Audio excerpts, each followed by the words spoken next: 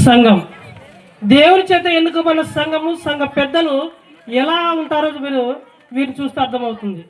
ఓకేనా?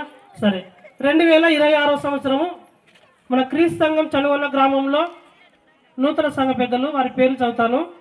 మొదటిగా అభిషేక్ అన్న, రెండవది చార్లెస్ అన్న, మూడవది సంజయ్ అన్న, నాలుగవది జకరి అన్న, ఐదవది రాజ్ అన్న, ఆరవది ఎద్రపాల్ అన్న, ఏడవది కిరణ్ అన్న. అన్న వందనాలన్నా. అన్న మీరు ఎప్పుడైనా దేవుని యొక్క సంఘంలో అంటే ఈ మందిరంలో సంఘ పెద్దలుగా ఉంటామని అనుకున్నారా? సంఘ పెద్దకు ఉండాలనుకున్నాం సార్. దేవుని యొక్క చిత్తం ప్రేరేపణ అనుకున్నాం సార్. దేవుని యొక్క చిత్తం వలన మేము నిలబడ్డామంటున్నారు. ఎవరి యొక్క చిత్తము? దేవుని యొక్క చిత్తం వలన మేము నిలబడ్డాము అంటున్నారు. ఓకే, సరే. మన మధ్యలో చార్లెస్ అన్న ప్రార్థన చేస్తాడు.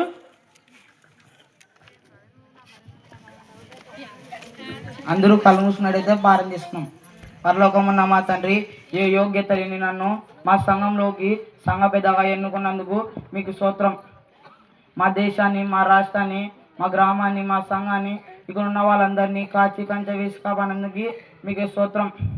నా మీద ఎవరికైతే విరోధంగా ఉందో వారి వారి మనసులను మార్చండి. యేసు క్రీస్తు నామములో అడుగుతున్నాం తండ్రి, ఆమేన్. ఓకే, చక్కగా ప్రార్థన చేసినటువంటి సంఘ పెద్ద చార్లెస్ అన్నను బట్టి ప్రభువున వందనాలు. చూడండి, ఒక ఆత్మీయుడు దేవుని చేత ఎన్నుకబడిన సంఘము ఎవరి కొరకు ప్రార్థన చేస్తాడు? తన శత్రువుల కొరకు కూడా ప్రార్థన చేస్తాడు.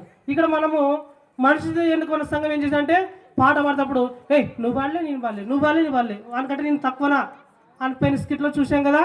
కానీ దేవుని చేత ఎన్నుకబడిన సంఘంలో సంఘ పెద్ద అంటే అందరి కొరకు ప్రేయర్ చేస్తాడు.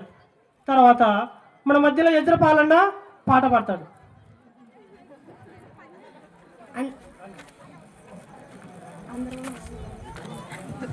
అందరికి వందనాలు. అదే అదే ఆ రోజు యేసయ్య